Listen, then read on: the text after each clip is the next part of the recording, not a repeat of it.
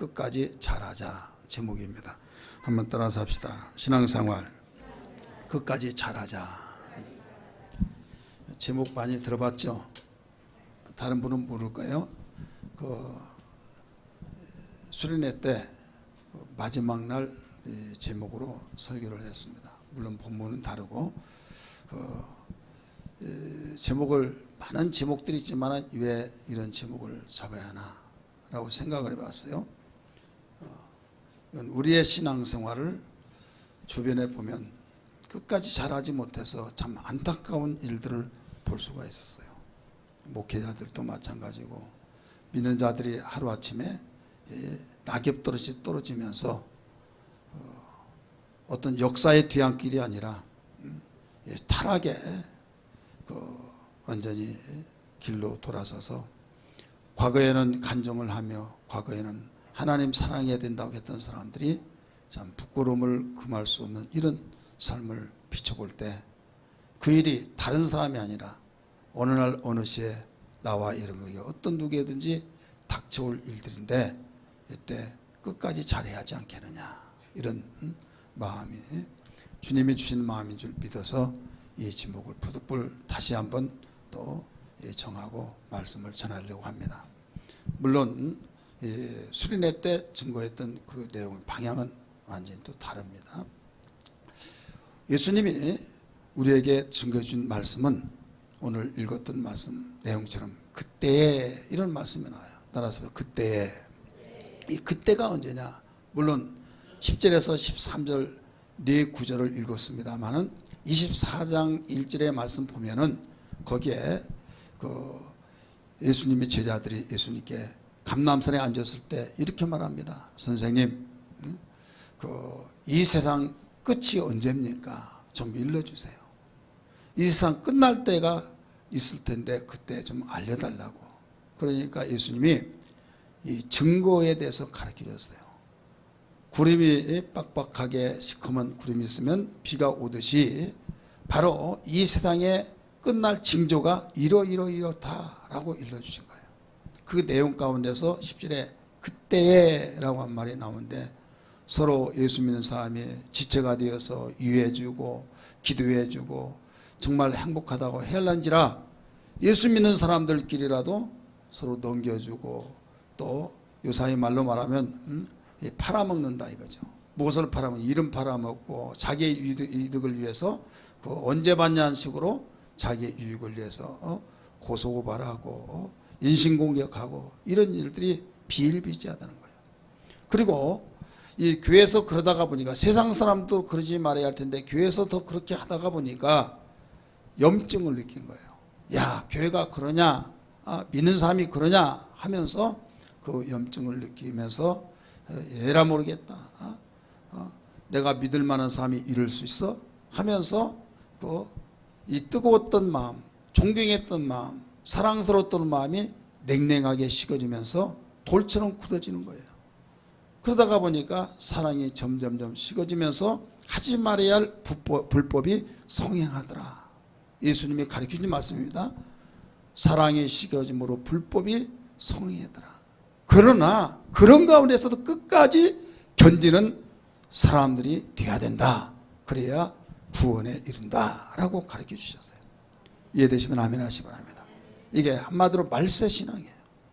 이 세상의 끝이 언제 오십니까? 언제 옵니까? 라고 물어봤을 때 언제 온다고 하는 걸 징조로 보여주면서 신앙생활은 가까우면 가까울수록 끝이 올수록 분발해 나갈 텐데 오히려 불법이 성행함으로써 그 불법에 치여서 힘을 쓰지 못하고 그냥 거기에 파묻혀서 함께 어울려서 불법을 행해서 주님이 사랑을 외쳤고 복음의 사랑과 영혼을 사랑하고 형제 이웃을 사랑했던 그것이 완전히 불법으로 바뀌어지면서 믿는 사람들의 모습을 찾아볼 수 없다 이거예요.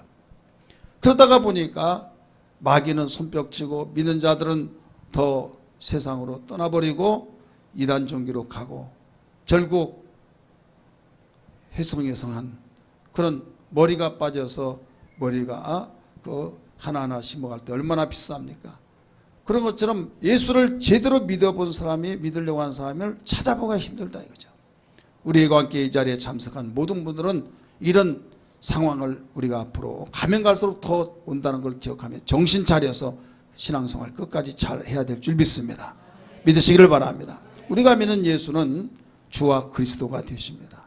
내가 믿는 예수, 주님이 이렇게 가르쳐준 그분은 그리스도라, 주다, 주인이다 이 말씀이에요. 온 인류의 주가 되시고 그리스도인데, 많은 사람이 예수 그리스도, 그리스도 예수 굉장히 자주 흔히 듣다가 보니까 그런가 보다 하는데요, 이스라엘 사람들은 이 그리스도란 말이 얼마만큼 대망의 그 소식인지 모른다는 것을 그들이 수천 년 동안 지켜오면서, 그리스도 그러면 자다가도 벌떡 일어나서 그들이 그 소망을 가졌던 사람들이에요. 그리스도 한마디에 그 단어 들으면서부터 싸움이 그쳐지고 또 불화가 없어지면서 평안이 주어지고 절망과 좌절 속에서 소망이 생겼던 이스라엘 백성들의 그 단어입니다. 왜 그랬을까요?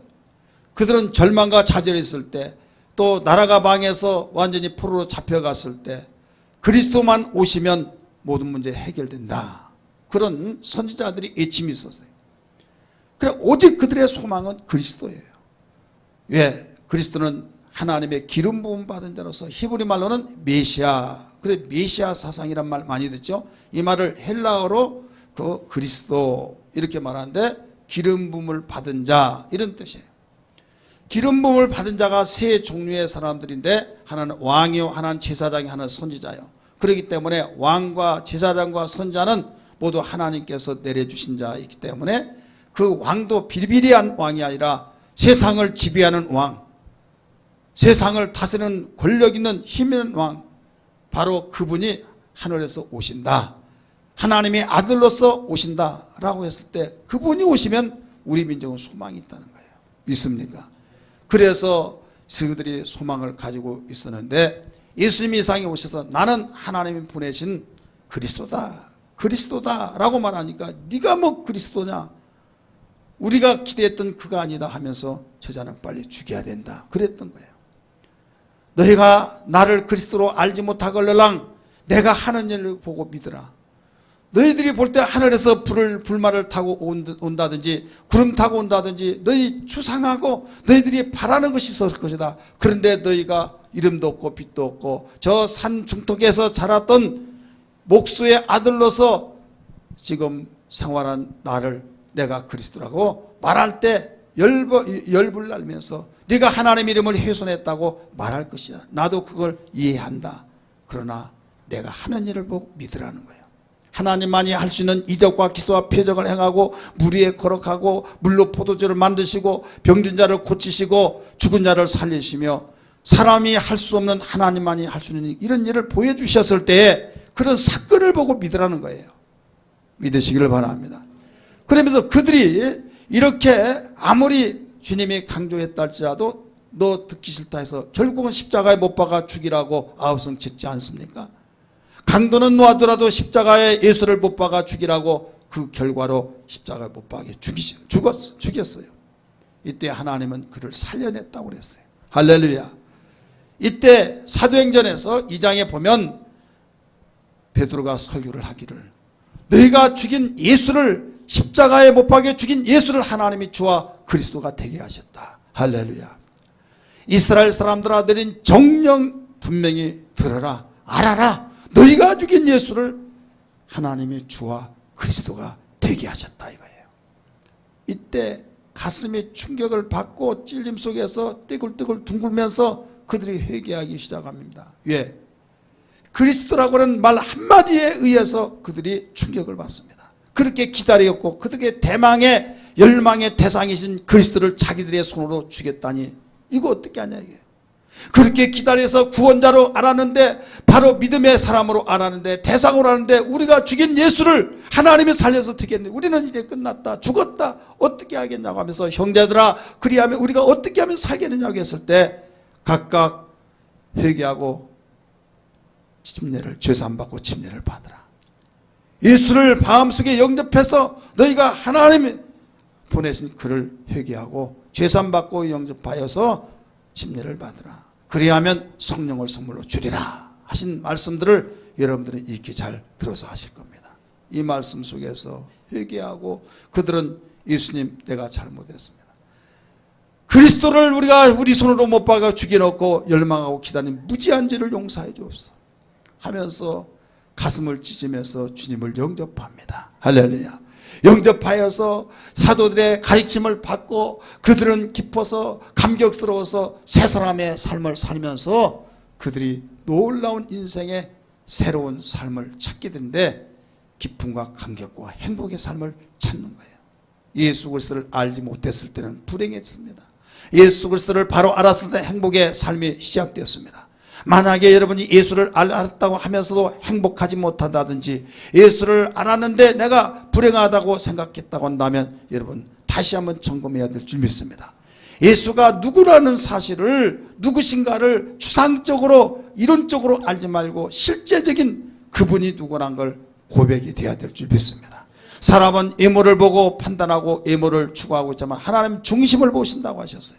아무도 모른다 할지라도 내 가슴 속에 예수 그 이름 자체만 듣더라도 자다가도 벌떡 일어나는 연인끼리 그 이름 전화소리 문자 한마디만 보더라도 잠에서 완전히 깨어나듯이 여러분 예수란 이름이 나에게 생명이요 예수란 이름이 나에게 소망이요 나에게 기쁨이 되어야 될 줄 믿습니다.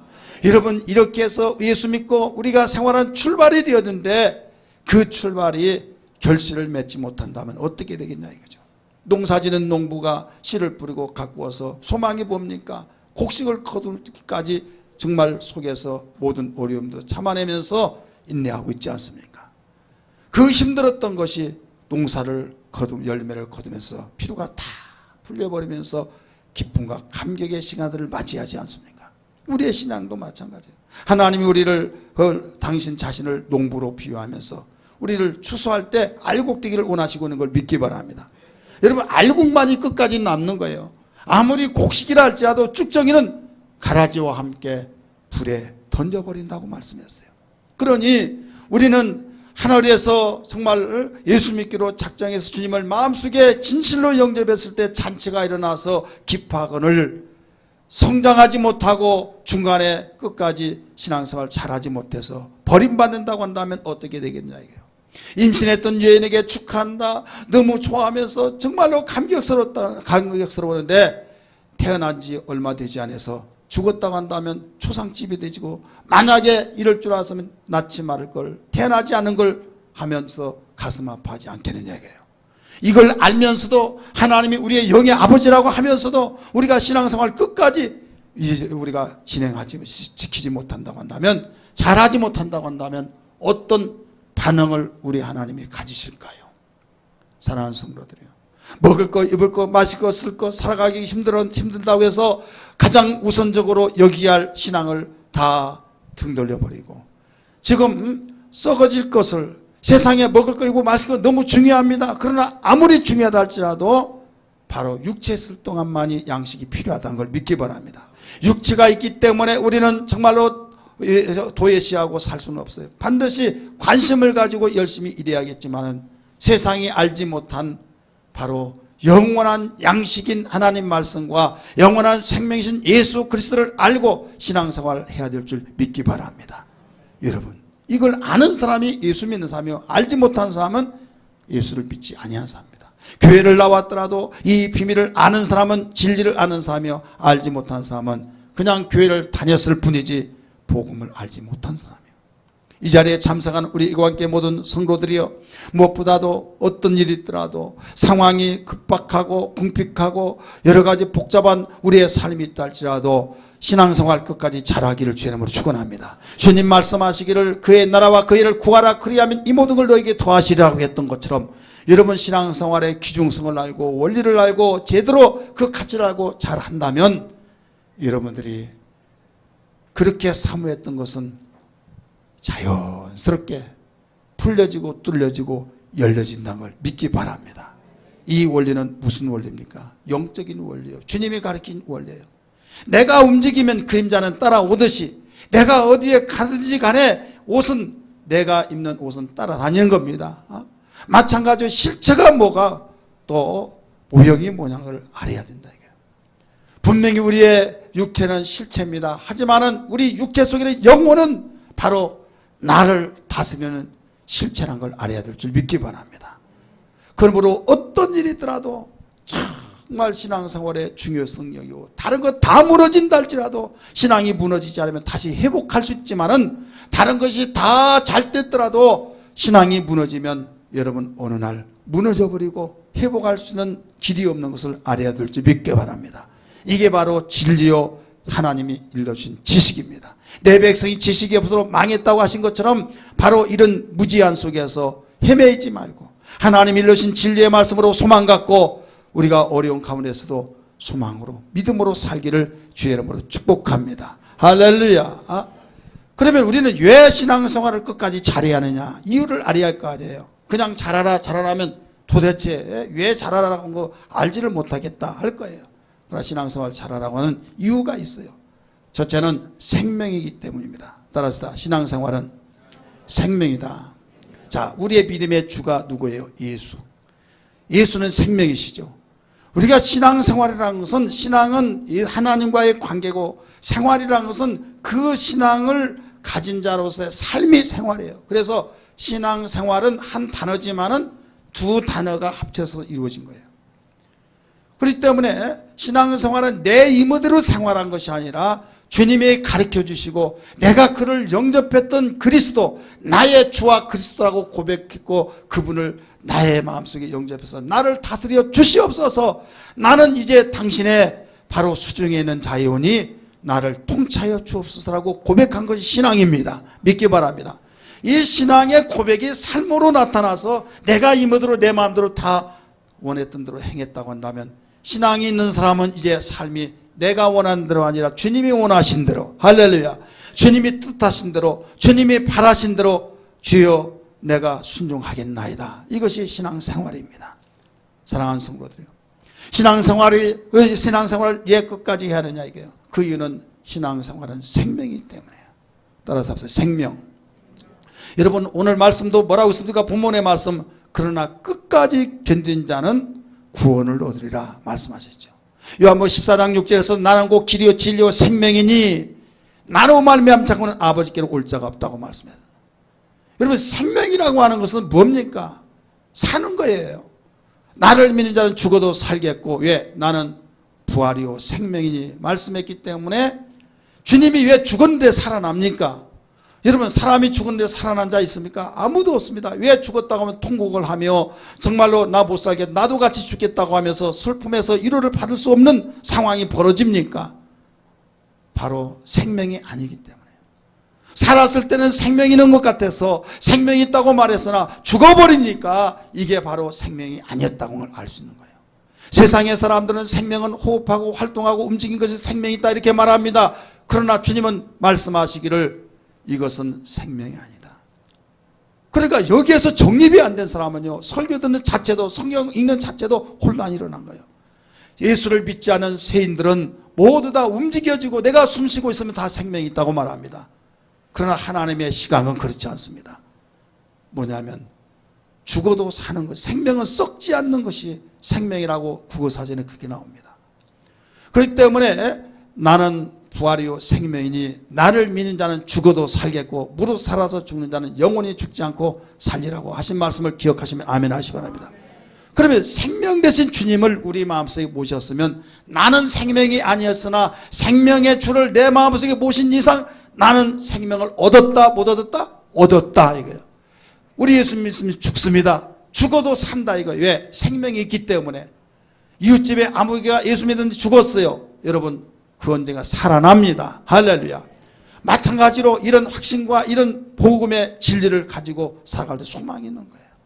그래서 세수를 신앙생활하는 사람은 내가 사는 길이요 또 상대를 살리는 길이라는 걸 믿기 바랍니다.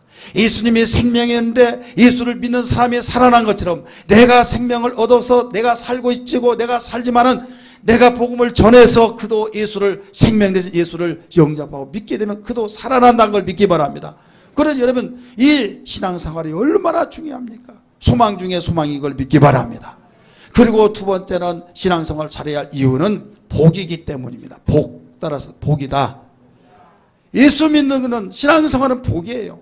나의 처지 형편이 어떤 처지 형편에 있든지 간에 복이라는 사실을 다시 한번 믿기 바랍니다. 여러분, 살아있는 나무는 유실수가 살아있다고 한다면 그 언젠가는 열매가 맺어요, 안 맺어요?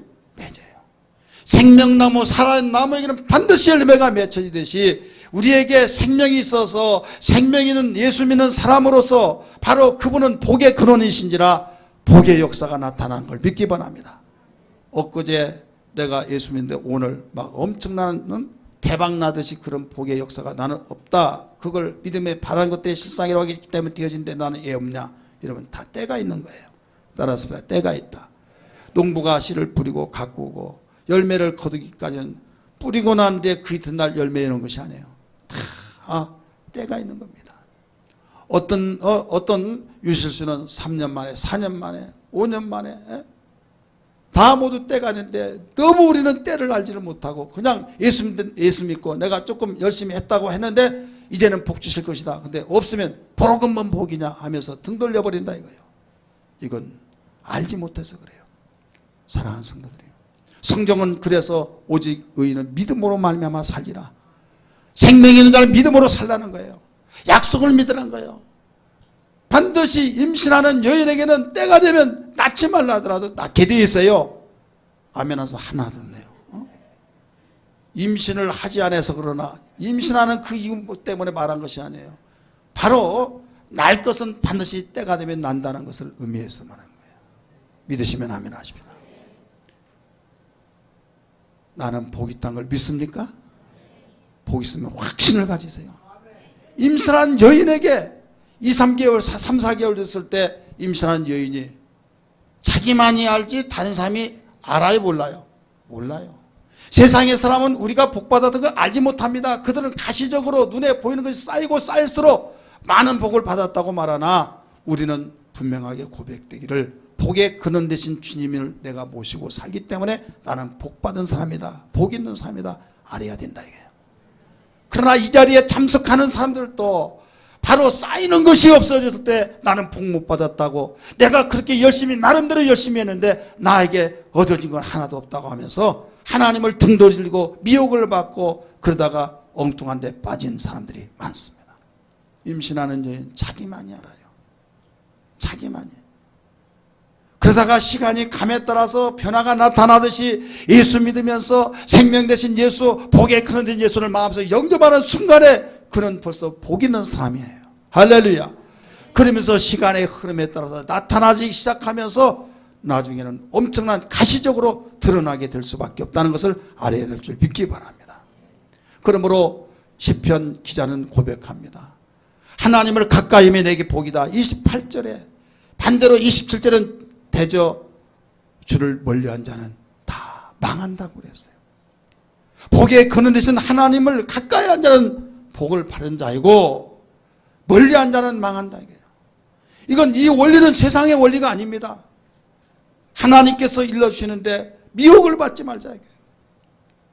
하나님을 믿고 주를 섬기면서 믿고 섬기면서도 말씀을 저버리기 때문에 내 생각에 의해서 움직이기 때문에 결국은 실망과 좌절 속에 어려움을 당한 거예요. 어렵더라도 나가야 될 줄 믿습니다. 왜? 하나님의 약속이 있고 반드시 이루어지기 때문에. 성경은 창세기부터 요한계시까지 모두 이런 사건들로 가르쳐 놓고 있어요. 지존하신 주님 이름 앞에 모두 무릎 꿇고 다 경배해. 거룩하신 주님 보좌 앞에 엎드려져라. 지존하신 주님, 지존하신 주님 보좌 모두 무릎 꿇고 다 경배해. 거룩하신 주님 보좌 앞에 엎드려져라. 세 우리 손을 들고 부릅니다. 예, 예, 하나 영으로 경배드리리. 예수는 그리스도. 예, 예.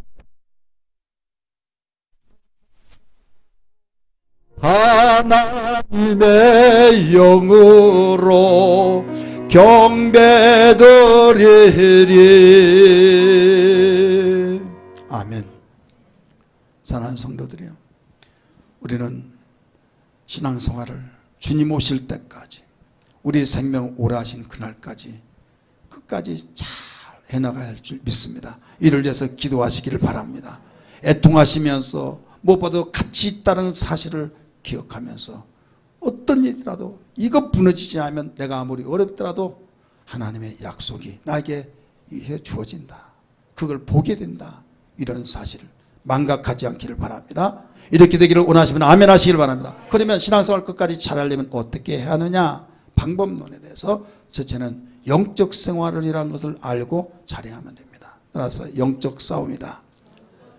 영적 싸움, 이 싸움이라는 자체는요, 대상이 있는 게 대상, 적이 있다는 거예요. 내가 싸울 대상. 여러분, 우리는 싸운다고 할 때 기독교는 원수가 없다 이렇게 생각하는 사람이 있어요. 원수가 없는 기독교는 정확하게 진단하면 기독교가 아니에요. 기독교는 원수가 있습니다. 뭐가 있다고요? 원수. 만약에 원수가 없다라고 한다면 그 사람은 종교인은 되더라도 신앙이 될 수가 없어요. 왜 예수 믿는 사람들 가운데, 교회 다닌다고 하는 사람들 가운데서 이방 종교하고 하나가 되어서 서로 이해해주고 다 똑같습니다, 길은 다를지라도 결국은 다 같습니다 하면서 여러분 화합하고 하나가 되고, 그러니까 보기가 경지지 않고 저렇게 믿어야 된다고 하는 사람이 있어요. 여러분, 듣기는 좋을는지 모르겠지만 이건 잘못된 거예요. 성경은 뭐라고 했습니까? 나 외에 다른 신을 네게 두지 말라. 천하에 구원 얻을 만한 이름이 예수 이름밖에 없다는 걸 믿기 바랍니다. 차별화된 거예요. 이건 뭐냐면 원수라고 하니까 이웃집 간에, 형제 간에, 부모 형제 간에 원수, 그 원수가 아니라 영적 싸움이란 건 영적으로 눈에 보이지 않는, 그런 눈에 보이지 않기 때문에 무시해버리고 예민하고 있지만은 그 영적 가운데서 반드시 싸울 대상이 있다는 거예요. 그래서 디모데전서 6장 12절에 뭐라고 나옵니까? 선한 싸움을 싸우라, 영생을 취하라. 바로 싸우라는 거예요. 싸움 혼자 싸웁니까? 싸움은 상대가 있는 거예요. 믿으시길 바랍니다. 그 상대가 누구냐? 바로 혈육에 대한 것이 아니라 영적으로서 악한 영들이 대함이라고 에베소 6장 12절에 가르쳐 주었어요. 같이 한번 읽을까요? 시작. 에베소 6장 12절 시작. 우리의 싸움은 혈과 육을 상대하는 것이 아니요 통치자들과 권세자들과 이 어둠의 세상 주관자들과 세상에 있는 악의 영들을 대함이라. 바로 악의 영, 악한 자, 어둠의 주관자, 눈에 보이지 않습니다. 그러나 분명히 존재합니다. 여러분, 성경은 마귀, 귀신, 사탄, 악한 영, 이런 말들이 많이 나와야 안 나와요? 나와요. 여러분이 신앙생활을 나태하고 그냥 나태한 가운데서 무관심하고 때로는 힘들면 에라 모르겠다 하는 이유가 여러 가지 있다고 생각하지만 근본적인 것은 뭐냐면 영적 싸움을 알지 못해, 영적인 존재를 알지 못하기 때문에. 여러분, 직장 왜 다닙니까? 직장 좋아서만 다니고 즐거워서 행복해서만 다니는 사람 별로 없어요. 왜 다녀요? 사업을 너무 지겹고 치사스럽고 때려치우고 싶으면 왜 합니까? 때로는 지쳐서 나 못하겠다 하지만은 딱 돌아왔으면 새끈새끈 잠을 자면 토끼 같은 자식이 있고 여우 같은 마누라가 있고 내가 그만두면 저들을 살아갈 수가 없는데 하면서 여러분 거기에서 마음을 가다듬고 합니까 안 합니까? 생활한다. 왜? 놀고 싶고 쉬고 싶고 내 마음대로 하고 싶은데 그렇지 못하고 거기에 직장에 몸을 담는 이상 거기에 아무리 별의별 소리를 다 듣더라도 망신을 나고 무시하고 짓밟고 험한 말을 한다 할지라도 참아내면서 한다 이게. 그 이유는 바로 나의 가정을 살리고 내가 그래도 직장을 내가 살아가기 때문이다. 만약에 내가 여기를 다니자면 당장 굶어 죽는다. 생사의 갈림길이 있다는 걸 알기 때문에 여러분 마음이 맞지 않더라도 잠투기가 밤에서 벌떡 깨고 게으른 사람이 시간 되니까 준비해서 나가고 그렇습니까? 안 그렇습니까? 바로 생사 문제가 걸려있기 때문에 신앙생활이 심심풀이가 아닙니다. 신앙생활이 여가생활이 아니에요. 신앙생활은 분명히 내 영혼의 삶을, 나의 영혼의 삶은 영으로 끝난 것이 아니라 내 범사에까지 지배하고 다스리는데 이 근본적인 뿌리째 송두리째 뽑아서 흔들어버리고 완전히 망하게 하고 불행하게 만들고 결국 죽이려고 접근하는 영들이 있다. 이걸 안다고 한다면 우리는 느슨해질 수가 없는 겁니다. 믿으시길 바랍니다. 영적 존재를 알려고, 영적 존재는 악한 마귀요, 더러운 귀신이요, 사단이요, 우리를 억누르는 억압의 영이요. 그렇기 때문에 영적 존재에 한번 발목 잡히면 헤어나오지는 못해요. 왜? 그들은요 도둑질하고 죽이고 멸망시킬 밖에 없다고 그랬어요. 예수님이 가르쳐줬습니다. 요한복음 10장 10절의 말씀 보니까 예수님은 당신이 오신 목적과 도적 곧 강도가 오는 목적을 분명히 가르쳐줬어요. 도적이 오는 것은 도둑질하고 죽이고 멸망시키는 것뿐이요. 도둑질하고 죽이고 멸망시킨 자가 바로 마귀요 사단이요 죄라. 이게 죄. 죄를 인격화시키면 바로 사단입니다. 마귀입니다. 영적 존재예요. 그럼에도 불구하고 신앙생활이 나에게 여가생활의 한 부분으로 생각하기 때문에 그냥 수틀리면 기분 나쁘면 힘들면 에라 모르겠다, 나하고 안 맞는가 보다, 때려치워버리자 하면서 그런 마음의 자세를 가지니까 신앙생활을 잘 할 수가 없는 거예요. 깨달아지면 아멘 하십니다. 믿어지면 아멘 하시길 바랍니다. 여러분, 나를 죽이려고 하고 우리 가정을 망가지게 하고 나를 완전히 다 지배해서 종 만들려고 나를 밤낮을 가리지 않고 접근하고 있다라고 한다면 정신 바짝 차리면서 우리는 내가 칠 수 있느냐, 내가 살기 위해서는, 우리 가정을 살기 위해서는, 나의 공동체를 살기 위해서는 내가 싸워야 된다. 그래서 성경은 수없이 가르쳐주고 바울도 믿음의 선한 싸움을 싸우라, 영생을 지어라 가르쳐줬고 사도들도 한결같이 모두 강조하고 있다는 걸 믿기 바랍니다. 베드로전서 5장 8절에도 가르쳐주기를 뭐라고 했습니까? 근신하라, 깨어라, 너희 대적 마귀가 우는 사자같이 두루 다니며 삼킬 자를 찾고 있나니 하면서 삼킬 자를 찾고 있다는 거예요. 우리는 육신의 눈을 가졌기 때문에 영의 눈이 보이지 않아서, 영적인 것이 보이지 않아서 눈에 보면 보이고 안 보이면 없는 것이요 이렇게 생각하고 있으나 우리 믿음의 눈으로 보면, 말씀을 통해서 보여지면 하나님이 보여진 것을 그대로 가르쳐준 영적 생활 믿습니까? 깨달아지기를 바랍니다. 그러니까 내 자신 속에서 내가 감정을 억누르지 못하게 하고 나를 정말로 힘들게 하고 나에게 정말로 너무 힘들어서 죽고 싶고 모든 것을 다 포기해버리고 싶어서 에라 모르겠다, 나 혼자 죽으면 끝나지 라고 생각돼서 내 마음 같은 줄 알고 있지만은 여러분 분명히 심리학적으로 보면 맞습니다. 그러나 영적으로 보면 도둑질하고 죽이고 멸망시키러 왔기 때문에 그 마음을 긁어서 그래 너 살아서 보나, 너 죽어라 죽으면 끝난다, 그러면 고통도 모르고 더 편안하게 더 다 쉬고 있을 것이다 하면서 죽도록 긁어서 부추기고 있다 이거예요. 누가? 영적 존재가 그러고 있다 이거예요. 죽이고 도둑질하고 멸망시키러 온 마귀의 기계가 그러고 있다 이 말이에요. 속아야겠어요, 안 속아야겠어요? 안 속아요. 그러니까 우리는 정말로 하나님 말씀을 비추어서 나를 이렇게 망가지게 하고 불행하게 만들고 신앙생활을 하지 못하게 해서 나를 완전히 자기의 수하에 넣고 종 만들려고 했다고 한다면, 안다고 한다면 정신이 얼마나 바짝 나겠느냐 이거죠. 마귀는 핵무기를 무사하지 않습니다. 마귀는 여러분 어떤 그 나에게 권위 있는 것을 무사하지 않고 권력을 무사하지 않아요. 마귀는 예수의 이름을 무사하고 하나님을 무사하고 두려워하고 여러분 오로지 하나님 말씀과 성령 기도하는 사람을 무사한다는 걸 믿기 바랍니다. 그렇기 때문에 어떤 일이 있더라도 우리가 보이지 않으나 보는 것처럼 확신을 가지고 나에게 접근하고는 원수악한 마귀와 난 싸워 이겨야 된다고 하는 영적 싸움을 알고 나갈 때 신앙생활을 끝까지 잘할 수 있다는 걸 믿기 바랍니다. 깨달아지면 아멘 하시기 바랍니다. 확신하시기를 주의 이름으로 축원합니다. 할렐루야. 두 번째, 신앙생활 끝까지 잘하려면 어떻게 하느냐? 마음과 생각을 지켜 사명을 다해야만 됩니다.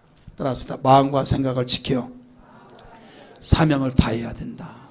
이 사명이란 단어에 주목하십시오. 사명이란 건 뭐냐? 하나님이 우리에게 주신 직분이에요. 자, 직분이 그럼 뭐냐? 나에게 바로 영적 일터입니다. 따라서 영적 일터. 여러분, 일터란 건 뭐예요? 일터는 내 삶을 윤택하게 만드는 바로 없어서는 아니 될 반드시 필요한 거예요. 돈 많이 들여서 대학 나오고 대학원 나오고 박사 되고, 그런데 직장이 없어서 여러분 빈둥빈둥하고 기다리고 원서를 넣고 정말로 그 발바닥이 불나도록 돌아다니면서 직장을 가지려고 하는데 직장이 없다고 하면 뭐가 없다는 거예요? 일터가 없다는 거예요. 그러면 이것이 오래되면요, 정신적인 것까지 벌써 거기에 불안이 오고 우울증도 걸리게 될 수밖에 없는 거예요. 일터가 중요하잖아요.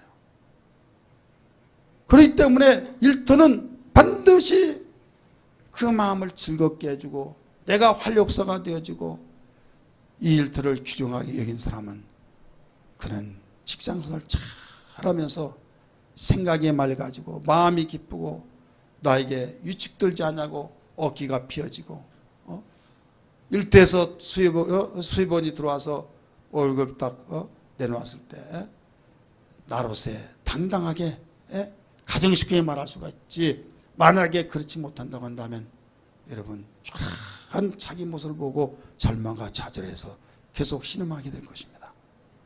여러분, 세상의 모든 육신의 삶도 그러하거늘 우리의 영적 생활도 똑같은 바로 비교해서 보세요. 스마트폰에서 인터넷 다 되죠. 그러면 여러분 데스크탑에서 책상에서 인터넷은 그 인터넷하고 뭐가 다릅니까? 뭐가 달라요? 지금이니까 다 알지만요, 그 인터넷 설치하신 우리 김영희 집사님 아들 된 우리 김기호 우리 형제 물어봤어요. 도대체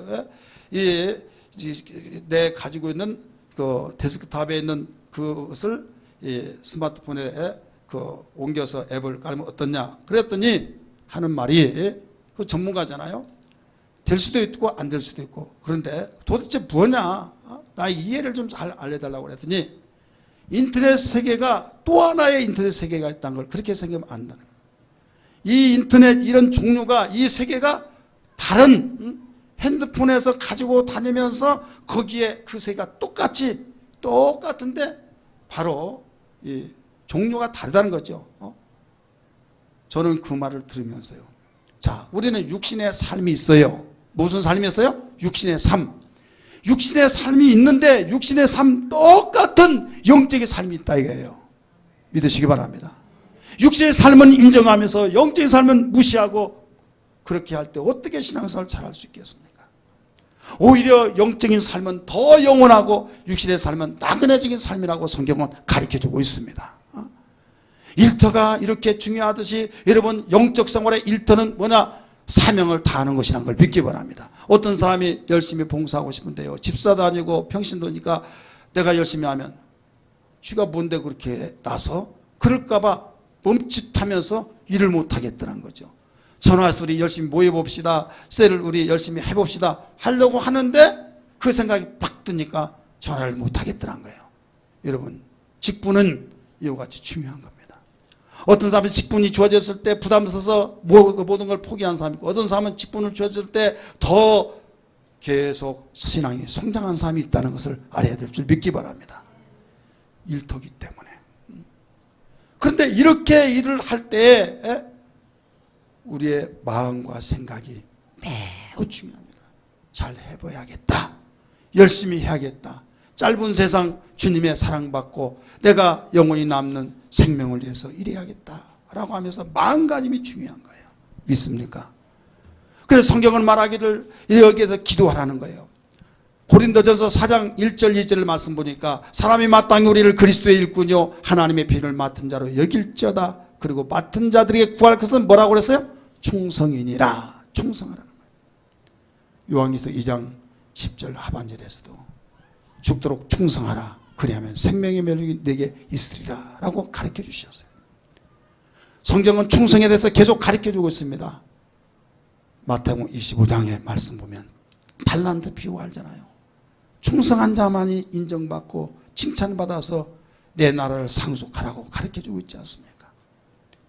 직분을 감당을 잘하면은 이렇게 나에게 윤택한 삶을 살게 되어져서 복된 역사, 영적으로 하나님과 하나가 되어져서 거리낌이 없고 당당히 기도하면 하나님께서 응답해 주신 놀라운 역사가 있다는 걸 믿기 바랍니다. 사랑하는 성도들이여, 우리는 맡겨진 사명을 감당하기 위해서 충성스럽게 일하기 위해서 기도해야 될 줄 믿습니다. 그러기 위해서는 우리 마음 지켜야 하여, 그러기 위해서는 생각을 지켜야 하여, 무릇 지키를 망하신 네 마음이니 이에서 생명이 난다 라고 가르쳐줬어요. 땅이었더라 이 백성이 내 백성이 재앙이 임한 것은 생각의 결과라고 예레미야 16장 9절에서 가르쳐주고 있지 않습니까? 사랑하는 성도 우리 이관교회 여러분들이요, 우리 하나님의 사람으로서 하나님의 자녀로서 영원한 삶의 목표를 가지고 나간다고 한다면 신앙 잘 지켜야 될 줄 믿습니다. 감정대로 처지하지 마시고 어떤 가운데 사느냐 죽느냐 생사의 갈림길에 있다는 걸 기억하며, 전투 현장에서 여러분 감정에 따라서 움직여지면 죽는 거예요. 사느냐 죽느냐, 내가 살아야 가정도 살리고 나라가 민족이 함께 산다라고 할 때 전투 현장에서는 냉정합니다. 영적 생활은 그와 같은 거예요. 이 모든 것을 움직여 나간 것은 마음 가다듬고 생각을 가다듬어서 하나님이 원하신 생각, 어떤 생각이야말입니까? 땅의 생각이 아니라 하나님 생각. 여러분, 베드로가 그렇게 인정받았고 축복을 받았던 그가 순간에 사람의 생각으로 움직여질 때 사단아 내 뒤로 물러가라, 마태복음 16장 21절에 가르쳐주고 있잖아요. 23절 우리 한번 같이 읽을까요? 예수께서 돌이키시며 베드로에게 이르시되 사단아 내 뒤로 물러가라, 너는 나를 넘어지게 한 대로다. 네가 하나님의 일을 생각하지 아니하고 도리어 뭐라고 써요? 사람의 일, 육신의 생각을 했다. 이렇게 가르쳐준 거예요. 바울도 로마에 있는 교인들에게 수없이 강조하고 있습니다. 로마서 8장 5절 6절에 보면 거기에 뭐라고 가르쳐줍니까? 육신을 따르는 자는 육신의 일을, 영을 따르는 영의 일을 생각하면서 육신의 생각은 사망이요 영의 생각은 생명과 평안이라고 했어요. 신앙생활은 영의 생각으로 나가야 된다는 걸 믿기 바랍니다. 생각은 생각인데 어떤 생각이냐? 영의 생각으로, 하나님의 생각으로. 하나님 말씀은 하나님의 뜻을 담겨 있고 하나님의 생각이 담겨 있고 하나님의 의지가 담겨 있는 걸 믿기 바랍니다. 그렇기 때문에 성경을 보고 하나님 말씀을 잘 듣고 하나님이 이런 분이구나, 하나님 영이기 때문에 안 보이지 않잖아요. 볼 수 없는 그분을 어떻게 볼 수 있습니까? 근데 말씀을 듣는 순간에 하나님이 이런 분이구나 알 수 있는 거예요. 여러분, 부부간에도 살다가도 알다 모르겠다고 이런 경우가 있어요 없어요? 도대체 20년 동안 사는데 당신 모르겠다. 아니 왜 모릅니까? 한 이불 속에 살고 함께 밥을 먹고서 왜 모릅니까? 말을 해보니까 엉뚱한 말을 툭툭 던질 때 실망하면서 도대체 알다가도 모르겠다 하지 않습니까? 말이라고는 단순한 말로 끝난 것이 아니라 그 사람의 생각이 담겨 있는 거예요. 말 속에 그 의지가 담겨 있고 그분의 마음이 담겨 있다는 걸 알아야만 됩니다. 그래서 어떤 마음을 가지고 있느냐에 따라 말이 나온 거예요. 여러분, 우리는 세상을 살면서 생각 속에서 움직여집니다. 마음의 결단에 대로 움직여집니다. 신앙도 마찬가지예요. 내가 어떤 마음을 가지고 움직이냐에 따라서 달라진대. 하나님은 전능하셔서 못하신 것이 없습니다. 다 하십니다. 하지만은 하나님은 사람의 의지를 초월하지 않습니다. 요한계시록 3장 20절에 말씀하니까 볼지어다 내가 문 밖에서 문을 두드리노니 문을 열면 들어가서 내가 한식탁 주인이 되지만은 문을 열어주지 않으면 들어가지 못한다는 거예요. 들어가지 않는다는 거예요. 여러분이 마음의 문을 열어서 은혜 받아야겠다, 내가 하나님 마음을 가지고 살아야겠다, 결단된 마음이 가지지 아니한다고 한다면 신앙생활은 10년 50년 그 이상으로 신앙생활하도 변화가 없는 거예요. 나는 신앙생활을 하는데 30년 동안 생활했는데 내보다 늦게 믿던 1년 믿는 사람은 저렇게 열심히 변화되었는데 나는 이게 뭔가, 나 이대로 안 되겠다, 나 열심히 신앙생활해서 나도 신앙생활 제대로 한번 해봐야겠다, 마음의 결단을 가지고 의지를 가지고 하나님께 바짝 매달려서 여러분 간구한다 그러면 하나님이 인색하지 아니하시기 때문에 은혜 위에 은혜를 주신 걸 믿기 바랍니다. 그러나 하나님은 다 알아서 주시는 거야 하면서 주여 그러면 주실 걸로 생각해요? 천만의 말씀이에요. 하나님은요 인간의 의지를 초월하지 않는다니까요. 전능하신 하나님, 능하지 못하심이 없는 하나님이라는 걸 아는데 인간을 초월하지 않은, 의지를 초월하지 않고 믿음을 초월하지 않고 여러분 초월하지 아니하는 하나님이 여러분 얼마나 우리에게 귀하게 나타내주고 있다는 걸 알아야만 됩니다. 마음 지키기를 주의 이름으로 축원합니다. 아무리 힘든 상황 속에서도, 아무리 부하가 치밀어 오는다 할지라도, 아무리 속상해서 모든 걸 팽개치고 싶은 마음이 여기까지 온다 할지라도 사단아 물러가라. 이것은 하나님의 생각이 아니느니라. 하나님은 이기고 하나님은 가까이 하라고 말씀하셨느니라 하면서 여러분 교회에 나오고 싶지 않은다 할지라도 나와야 될 줄 믿습니다. 말씀 듣기 싫어한다 할지라도 주여 나에게 귀를 열어 듣게 하여 주옵소서 드려야 될 줄 믿습니다. 생각이 허황된 생각이 나에게 사무치고 몸은 여기 있을지라도 모든 걸 다 물리치고 다 쫓아내고 하나님의 생각으로 가득 채워야 될 줄 믿습니다. 너 하나님의 사람아 지키라. 내 마음을 지키라. 하나님 마음 되도록 그 맘에서 생명이 나느니라.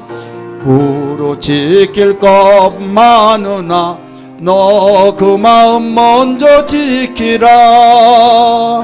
네 앞에 생명과 사망 축복과 저주가 있으니 너는 너와 내 자손 살기에 생명을 택하여 지키라.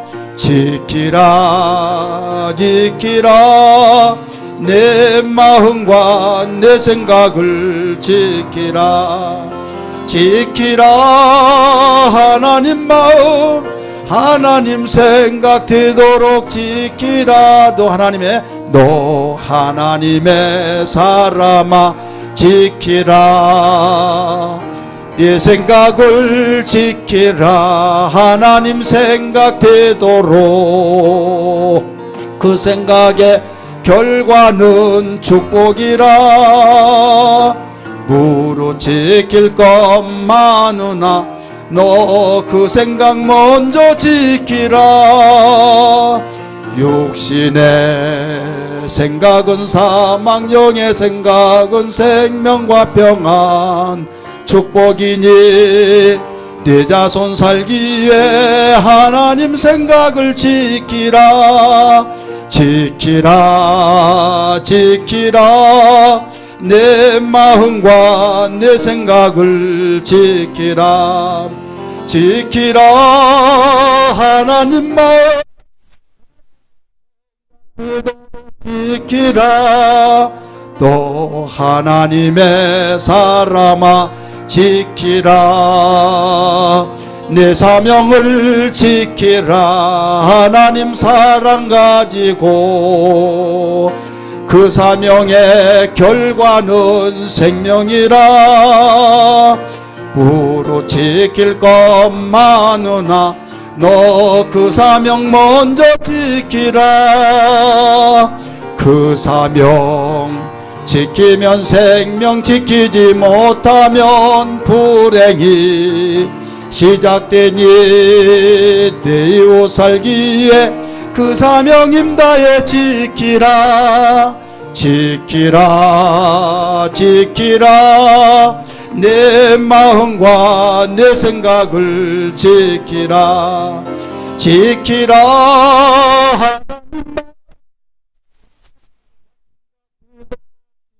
지키라 지키라. 내 마음과 내 생각을 지키라. 지키라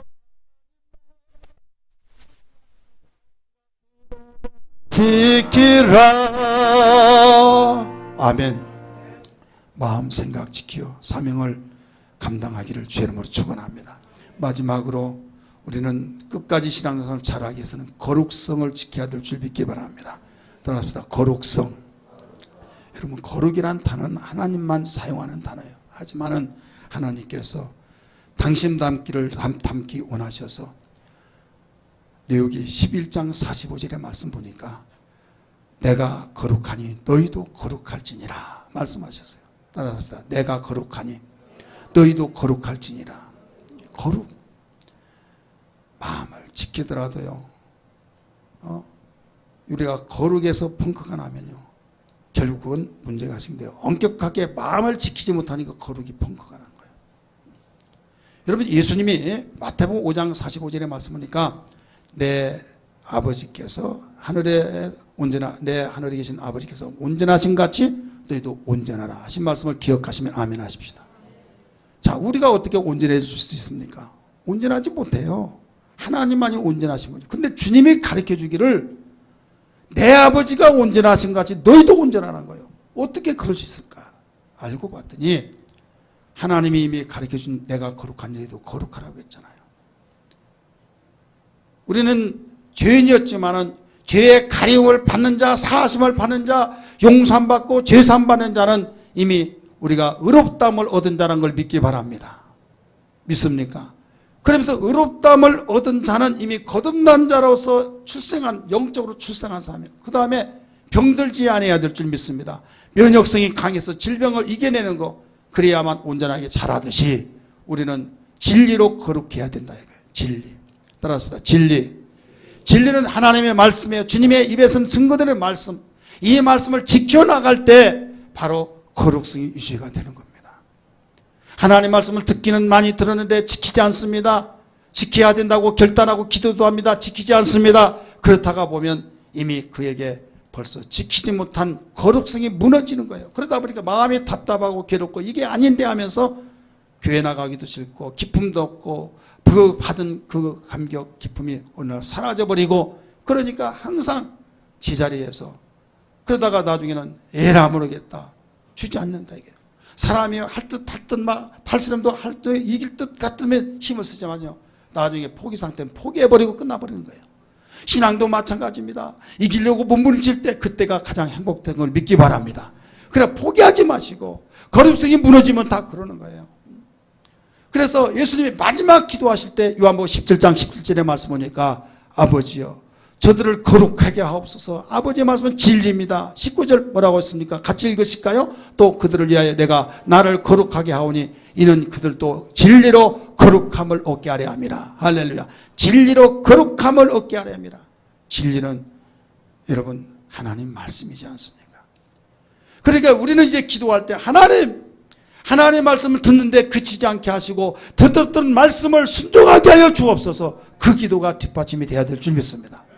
그러므로 디모데전서 4장 5절에 뭐라고 합니까? 말씀과 기도로 거룩하여짐이라. 믿으시길 바랍니다. 따라합시다. 말씀과 기도로 거룩하여짐이라. 하나님 말씀을 듣고 그 말씀도 살려고 기도할 때 순종이 나올 때 거룩해지는 거예요. 그러나 말씀을 듣지 않냐고 거룩해지려고 하면 자기 자신 속에서 여러분 교만이 나온 거예요. 기도를 아무리 많이 하더라도 말씀과 무관심하고 듣지도 않고 배우지도 않고 엉뚱한 생각을 쭉 직통계시 받으려고 한 사람 여러분 절대 그렇게 해줄 수 없어요. 진리로 그렇게 해줄 수가 없어요. 하나님 것을 듣는 설교신 눈이 빠지도록 눈이 동그라면서 반짝반짝 빛나는 그 눈으로 쫙 듣고 그렇구나 내게 깨달아지고 가슴속에 심어진 것을 그대로 그치지 않고 목사님 은혜 받았습니다. 끝나지 말고 주님 이렇게 살게 하여 주옵소서. 기도하는 거예요. 믿습니까? 기도할 때 하나님께 기도해 놓은 거 여러분 말한 건 안 잃어버리잖아요. 기도해 놨으면 거기에 말에 책임을 지려고 움직이는 것처럼 하나님 말씀에 순종하기 위해서 움직여집니다. 그럴 때 기쁨이 팍 샘솟아 솟아넘쳐 했다. 주님이 기뻐하신 일을 했다. 그럴 때 감격이 벅차면서 질병이 떠나고 가난도 떠나 물러가고 악한 접근한 영이 사라져버리고 완전히 우울했던 우울병이 떠나버리고 여러분 이적광사 표징이 나타난 걸 믿기 바랍니다. 예, 거룩성의 역사하시니까. 그런데 많은 사람이 그냥 설교도 듣지 않죠. 기도도 않죠. 그러면 신앙생활 잘하려고 하는 것은 심지도 않고 거두려고 하는 똑같은 사람이에요. 우리 장로님들이요, 권사님들이요, 집사님들이요 정말 거룩성을 지켜나가기를 주의 이름으로 축원합니다. 이건 목사도 예의가 아닙니다. 권사 장로도 예의가 아닙니다. 어떤 누구라도 예의가 아니에요. 오직 거룩성이 무너지면 다 무너져 버린 거예요. 죄가 침입해버리면 여러분 끝나는 겁니다. 오늘 이 세 가지를 기억하면서 하나님 신앙생활 주님 오실 때까지 생명 나는 때까지 잘하게 하여 주옵소서. 주여 영적 싸움이라는 걸 알게 하여 주시옵사오니 마음과 생각을 지키어서 사명을 다하게 도와주시고 무엇보다도 거룩성을 지키게 하여 주셔서 끝까지 잘 신앙생활 하게 해달라고 기도하는 신앙 되기를 주의 이름으로 축원합니다. 주의 이름으로 축원합니다. 다 같이 기도하겠습니다.